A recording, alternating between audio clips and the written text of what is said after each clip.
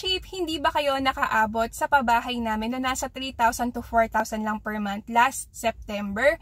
Well, heto na ang good news. Magiging merry talaga ang Christmas nyo, friends. Dahil mag-open kami ng last, as in huli na, na 100 units ngayong January 2024. At least, meron ka pang pagkakataong humabol. Para kanino nga ba ang pabahay na ito? Ang pabahay na ito ay para sa mga minimum wage earner or doon sa mga sumusweldo ng 12,000 pataas.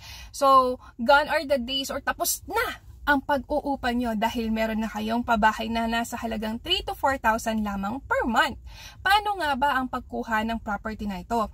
Friends, itong bahay at lupa, yan na mismo yung nakikita nyo dyan sa aking picture. Ayan.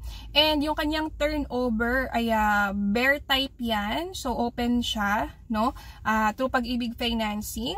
So, ang kailangan lamang po ay 2 government IDs, 1 month payslip at reservation fee na 3,000. Sa BDDR lamang po kayo makipag-transact para sure na legit at hindi ma-scam, okay?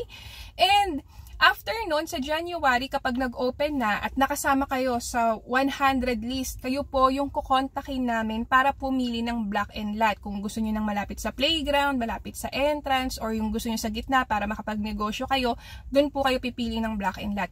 And after 30 days, saka naman po mag-uumpisa ang inyong down payment na nasa 3,000 to 3,500 lang per month, no? Either 12 months or 15 months, depende sa ibababa ni developer. Kapag po kayo ay loan approved na, basta magpasa po kayo ng mga requirements sa amin, kami na po ang bahalang mag-asikaso ng housing loan application nyo through Pag-ibig. Pag po naibigay na ang susi at na loan approved na, saka naman po mag-uumpisa ang inyong monthly na nasa 4,000 to 4,500 lang per month. Bongga!